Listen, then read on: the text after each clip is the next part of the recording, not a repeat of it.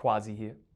If you are someone who throughout the years has lost all confidence in yourself, if you feel worn down by life, you've been trying, but every time you put yourself out there, you just keep being met with failure.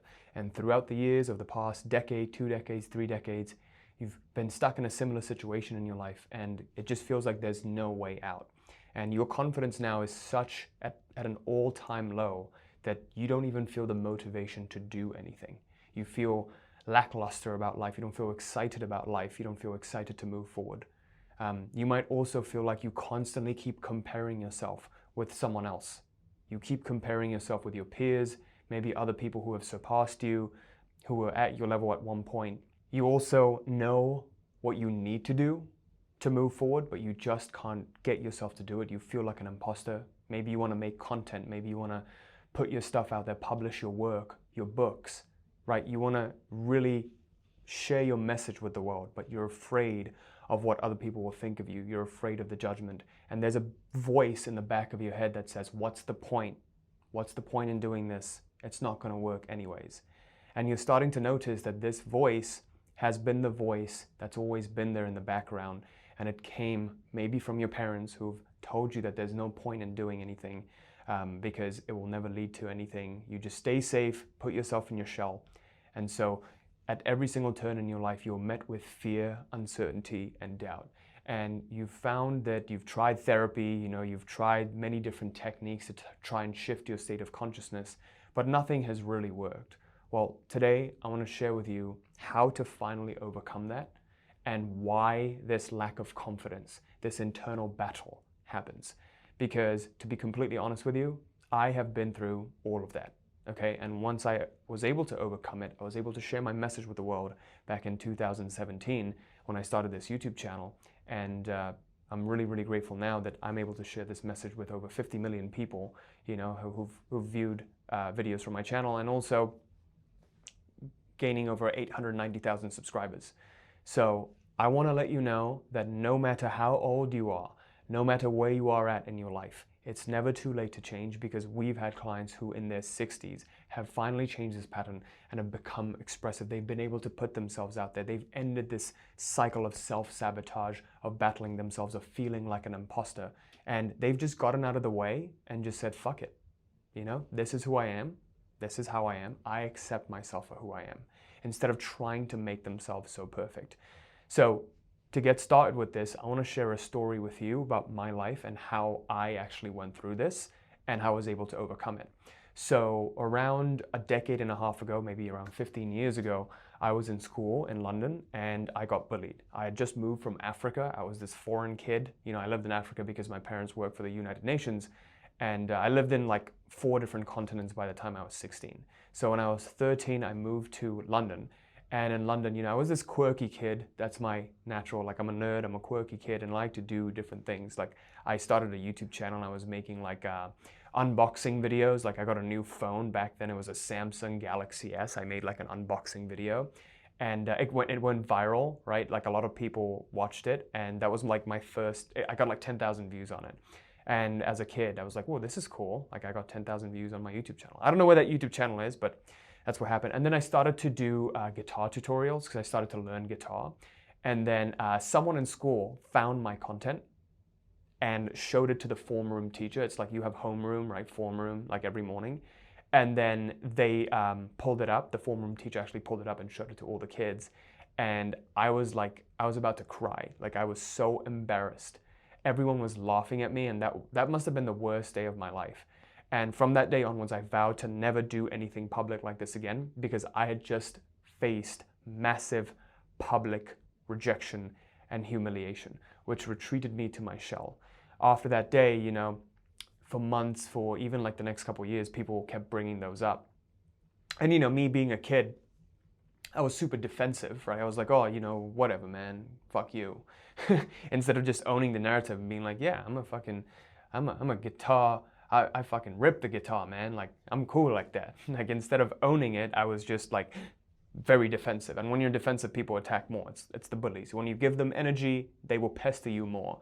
But if you own the narrative, you own your story, then what happens? They're like, oh, okay, this guy's owning the fact that he's a guitar nerd. Cool, I guess I can't I can't extract any energy from him, right? It's all an energetics game with human interactions. So anyway, for the next few years, I was deeply insecure. Even throughout my life, that kind of insecure stuck with me because I was bullied for many other reasons as well.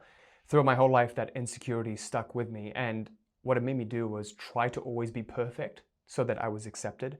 So I would try to buy the nicest clothes and dress really well, dress proper. I would try to speak proper, and I always tried to play this character. But in truth, that trying to do that was so exhausting. Like, it drained me so much. I felt like I couldn't be the real me, because if people saw the real me, they would be afraid, right? They'll be fucking terrified. They'll be like, who the fuck is this? I don't like this person. So I didn't want to get rejected for who I really was. Therefore, I always created a shell and expressed that shell to people, right? But as I got older, I started to realize how harmful that was to my psyche and how much resistance it was building up. Like, I would have these moments of really bad life-ending ideations, like, I can't even be myself like everyone that I know. I'm not even really me. It just really affected me. But then I remember in 2017, I had the idea to start a YouTube channel again. Like, I knew that that's what I had to do. That was my calling. If I wanted to move forward in my life and quit that 9-to-5 job that I absolutely hated, I knew that I had to put my message out there. I had to finally get over this fear. But to be frank with you, I had the idea to do that back in end of 2016, to start a YouTube channel, to make my own content. But it took me almost a year and a half of actually thinking about it, ruminating on it, to finally get to the point where I'm like, you know what? Fuck it. I have to get over this fear now. And mind you, I'm making content about esoteric stuff. Like, I feel like a lot of you who are watching this think like I have this community of people who are just super supportive. But in reality, like, no one in my space, like no one that I knew was even remotely interested in this stuff. They thought I was fucking crazy. Like, all of my friends at the time, even my parents, they thought I was a little bit off. So I didn't have like a support system at all. I just always felt unsupported. But I knew that this is what I needed to do. My higher self told me, like, Quazi, this is the path you need to pursue. So December 31st, 2017, I filmed my first video, and I think Jan 1st, 2018, I actually publish the video as a New Year's resolution that in 2018, I'm going to make a change. I'm going to start my own career and be an influencer, or just make content, share what I'm learning about all of this stuff. And you can even go back to my channel and see that. And, when I made my first video, I I actually was surprised to see I got a lot of good comments, but I also got a few does this guy even know what he's talking about kind of thing, which granted, I honestly didn't even know what I was talking about. And sometimes I still feel that way. I feel like, oh, I don't even know if this is real, because I always learn new things, and I'm always learning every single day, and I can only share what I've actually mastered, as opposed to sharing something that I don't even fully understand. So, I was sharing stuff that I just learned from this book I was reading at the time. And, a few people in my personal circle, they told me like, oh, what is this? I don't understand this. And I took it as a personal attack because I was so deeply insecure at the time. And, even when I wanted to start my business and I wanted to put it out there, and I told my parents like, hey, I'm going to quit my 9-to-5 job and go all in on this coaching business, they thought I was insane. They thought I was mad. Why would you throw away a guaranteed opportunity, right? To go into a 9-to-5 job, to have a stable career, and throw it all away for what? This stupid online little thing that you're doing? Well, I did, and I ended up within a year making my first $1 million doing it. So joke's on them. No, I'm kidding, half kidding. But to be completely frank, that's, if you follow your path, if you allow yourself to follow your path and get out of your own way, that is what will be possible for you as well. If you're finding that you're being blocked by this lack of confidence, you constantly keep judging yourself, you just got to think about what you have to lose by not doing it, right? I speak to a lot of people who are, in their late 30s, 40s, 50s, even 60s. Shit, some people even in their 70s and 80s, right? And they've, one woman told me, she was like, I don't want to die with my music still in me, with my songs still in me. And that's quite a powerful thing, right? If you think about death, because that's what I was thinking about. At the end of my life, what would I regret? Would I regret doing this, or would I regret never having even tried? So a lot of people, they get to that point of, I'm too scared. I'm too scared. I can't get out of my own way. I'm too afraid. I'm too terrified. I'm not ready to commit. And so unfortunately, most people, they do die with regret. And according to yogic law, if you die with regret, you will reincarnate to try to live that desire in a future lifetime. So why not die with no regrets and take the path of least regret, the path of least regret, okay? So I was able to overcome that, but there were two main things that allowed me to overcome that, to getting out of my own way. And even when I did, by the way, there was this imposter syndrome that I would feel, like even when I was coaching clients, sometimes I would have people who were a lot wealthier than I was, and I was like, who the hell am I to coach this person? But then I had to shift that perspective to stop thinking about myself. Stop thinking less of yourself, just think of yourself less. It's because I'm thinking about myself and how I'm being perceived all the time. My world was centered around me, me, me, me, me, me, me, me, me. Chances are if you're feeling a lack of confidence, you're more focused on you than the craft that you want to share, than the thing that you want to share, okay? So if you stop thinking about yourself and just focus on the thing that you're sharing or the person in front of you that you're trying to serve, you're going to get out of your own way. And, when you put yourself out there, you're making yourself vulnerable. You're actually living your best life because you're living with no holds barred. Those people on the sidelines who constantly judge others, they're terrified of putting themselves out there. When we judge someone else, it's because we secretly judge ourselves. If you find anyone who's super, super judgmental, it's because they judge themselves so much and they're not living a life that they actually want to live. It's their own trauma that they're projecting, right? Carl Jung talked about this, it's projection. Whatever we criticize and judge others is what we criticize and judge within ourselves, okay? So I want to share with you, for you, if you're struggling with a lack of confidence and throughout the years you've built this, you've kind of worn yourself down because you've failed so much, because you've made so many promises you haven't kept. You've come to this point where your self-image is a little bit, it's not ideal with what you want to create in your life. It is incongruent to your desires, right? And because of that, your self-image, how you view yourself, which by the way, wasn't consciously formed at all. It was just unconsciously formed through unconscious living, right? Your parents told you something and you accepted it. Your society told you something, you accepted it because that story was easier to accept. And what does the ego want? The ego more than anything wants to be right, because it feels like if it's right, if I'm not good enough, then I don't have to put myself out there. I don't have to take risk. I can just stay in my comfort zone, right? And live a mediocre life, but I'll be safe. I'll be safe in my mediocre life. I want you to really think about this. When are you the most comfortable? When you're dead.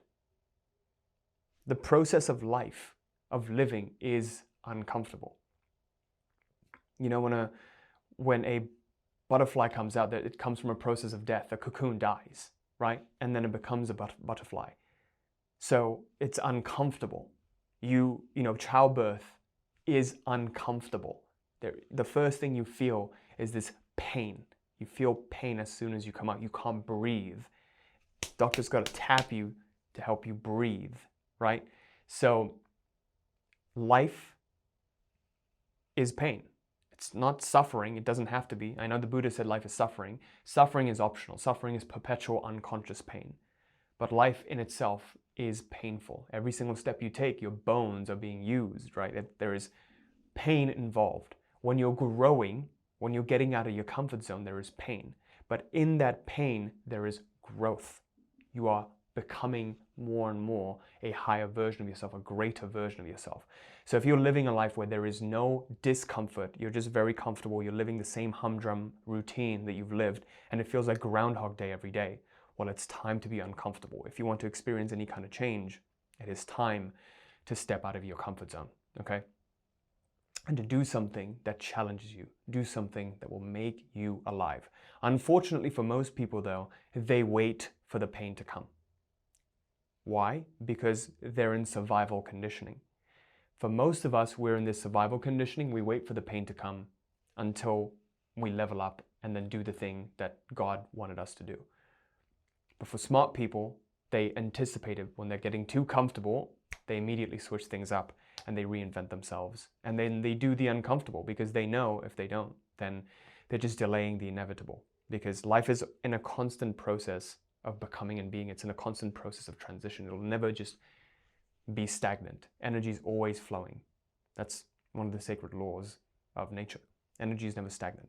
So I want to explain to you why you've collected these experiences, why it's so difficult to break free from this lack of confidence, why you feel so unfulfilled, why you get in your own way. And this all has to do with understanding what I call the self-reprogramming cycle. So if I have this cycle right here, initially what you'll see is there is a thought, there's a stimulus that occurs, and we have a perception of it, a thought-feeling combo. This is our perception of an event.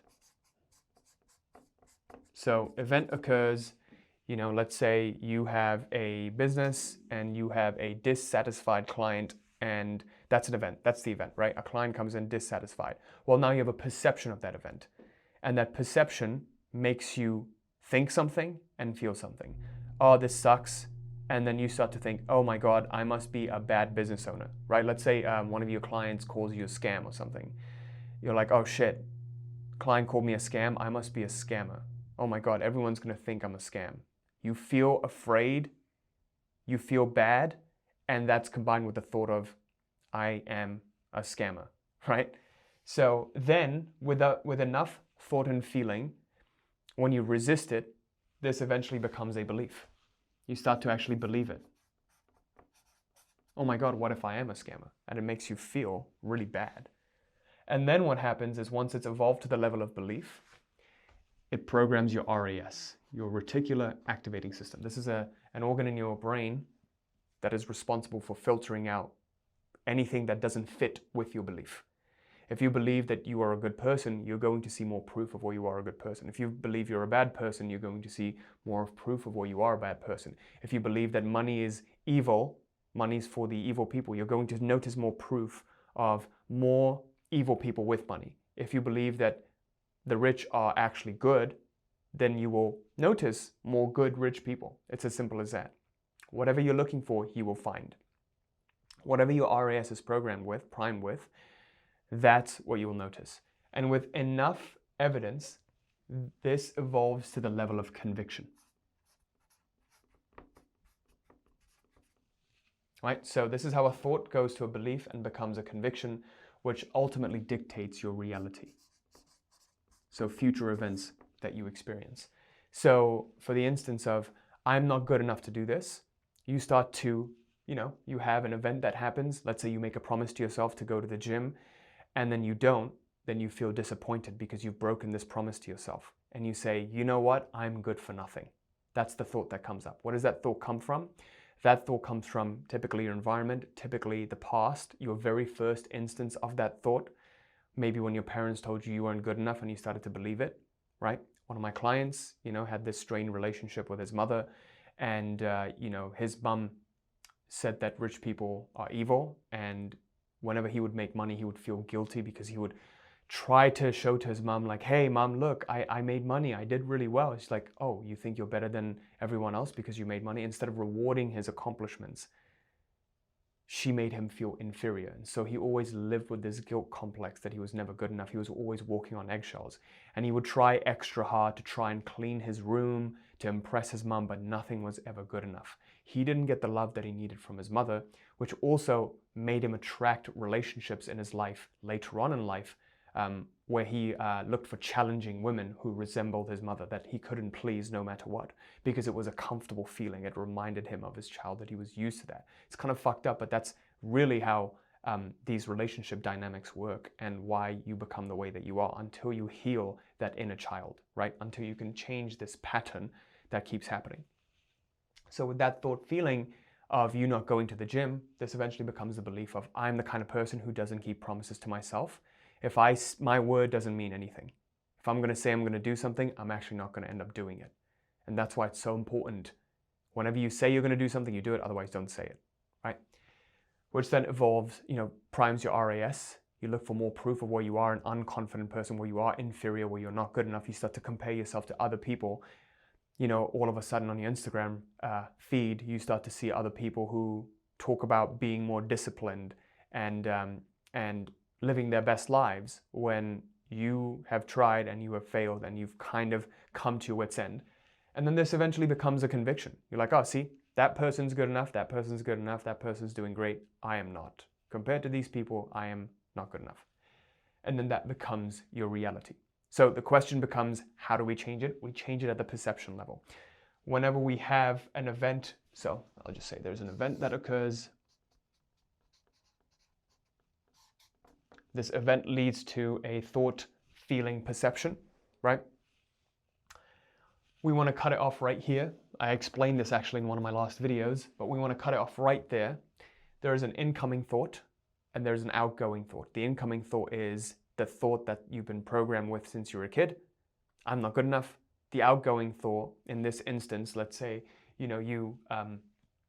something bad happens, you don't go to the gym. Instead of responding to that, instead of reacting to it with the original narrative of, oh, look, I let myself down again. What if you viewed it as, this is an anomaly. This is an anomaly. This doesn't always happen. I'm going to, next time I give myself my word, I'm going to go to the gym. You stop it right there at the tracks. You don't accept the incoming thought. You have an outgoing thought of, a consciously chosen thought of, this is an anomaly. This doesn't typically happen. This is abnormal. Okay? However, how this can be put on steroids, like really supercharged, is when you do things that actually build confidence. So the very first key I want to share with you to begin to rebuild yourself, your self-esteem, is going to be the winner effect.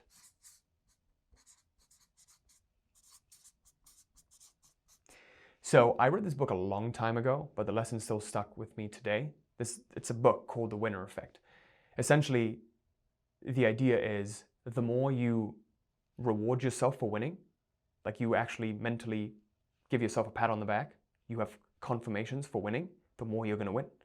And that's why we always focus on looking at those little wins. No matter how little the win is, the more you reward the little wins, the more they will compound into a huge win, right? So that's why all of our clients, we do this thing called confirm becoming.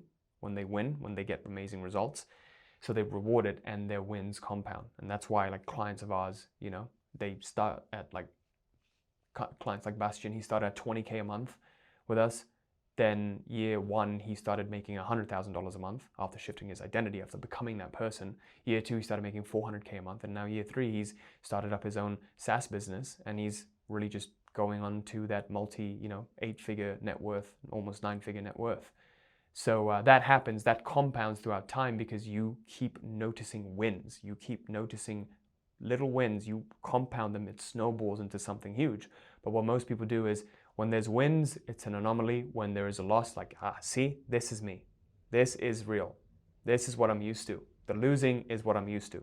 It becomes addicting, noticing your losses and how things aren't going well because your RAS has been programmed with that. And what the ego wants is it doesn't want to see anything that doesn't fit the worldview. It always wants everything to fit the worldview because it wants to be right. It's terrified of being wrong. Prove the ego wrong. Prove the ego wrong and rewire yourself, become your highest self, okay? So how do we put the winner effect in action? Simple. When you wake up, you do little wins, immediately right off in the morning. You want to go for a walk, you say you're going to go for a walk, go for a walk. You say you're going to meditate, you say you're going to exercise, do it. And then after you do it, reward yourself. Now, I'm not saying get a fucking ice cream sundae. I'm saying mentally reward yourself. Feel immense pleasure, feel proud of yourself. Oh my God, Quazi, I'm so fucking proud of you. I'm so darn proud of you that you did what you said you were going to do. You said you were going to make a video and you made a video, right? I'm so proud of you that you didn't procrastinate on this. I'm so proud of you for actually doing this. And actually bask in that moment of feeling proud of yourself. Because what am I doing? The event is I complete something. Because it's very easy to do something, right? You'll probably finally get to making that content. And what are you going to do? You're going to be oh, finally, after years of trying to do it, you've finally done it. Great. What do you want? Fucking medal? What? Whose voice is that? That's probably your parents' voice, right? That harsh critic, the inner critic. What if that voice was changed to, dude, you said you were going to do it years ago. I don't care how long it's taken. You've finally done it. This is the start of something new. This is the start. Okay, I'm very proud of you for doing this. Guys, by the way, I made an identity shifting bootcamp. It's our proprietary system to helping you become your highest self. It's a 5-video series. If you want to access that, just go to realitycreator.com/list and you'll be able to access it. And you'll also get access to our exclusive email list where I can share stuff that I can't really share with you on the channel because of YouTube's platform limitations. So let's get back to regular scheduled programming now. Winner effect. Every single moment you have a win, notice it. Every single moment you have a loss. Again, these are events, right? Every time you have something that you've lost, either it's a win because you've learned a lesson from it, or it's an anomaly. It doesn't fit the worldview that you've chosen, the identity that you've chosen to embody. Okay? So this is the winner effect. Even the tiniest wins will compound. Even making your bed in the morning will compound. Even drinking your lemon water and making it will count. Whatever it is, I want you every single morning to get 3 immediate wins and start your day like a winner. And that momentum will carry you on for the rest of the day. Just do this now, please. Just simple ways to change your life. That's it. And you make sure you reward yourself. You make sure your thought feeling is, your perception is, I am a winner. This way, you're going to rewire yourself to becoming a winner, to someone whose word is valid, whose word you trust. You're giving yourself massive evidence that you are indeed a winner, that you do indeed do what you set out to do. And next thing you know, you're going to accomplish the things that you've always wanted to accomplish. Your wildest dreams are going to come to life. Just like that. Just like that, your subconscious will find ways to make things come to life. There's a study, I read this book, Psycho-Cybernetics by Maxwell Maltz. I'm sure you've read it if you've been in the space. But he talks about golfers who just focus on where the ball is going to go, where it's going to start, and not the mechanics. They just visualize the target. And when they visualize the target, everything else takes care of itself. One of the greatest golfers ever, Ben Hogan, he did this. He focused simply, he just visualized the ball going to target. Of course, he practiced a lot. You do have to combine that with practicing. But if you simply just focus on the target, he was actually talking about another coach who had this system, a 7-step system. I can't remember the name of the coach, but he had a 7-step system to train golfers without touching anything. Just sitting down every single day and for like 15 minutes, visualizing those 7 steps. And the guy who practiced it shaved his handicap by half. He like shot an even par. And by the way, guys, if you don't know what golf is, shooting even par is like insane. It's actually insanely difficult. Like I think 1% of golfers ever shoot even par in their lives, right? So he was shooting like very, very high scores. And in golf, shooting high scores is bad. Shooting low scores is good. Just thought I'd clarify for those of you non-golfers. I'm obsessed with golf, so ignore me. Anyway, winner effect, right? Talked about the winner effect. What's the second part to this? This is the thing that's going to change everything for you. It's called feeling projection.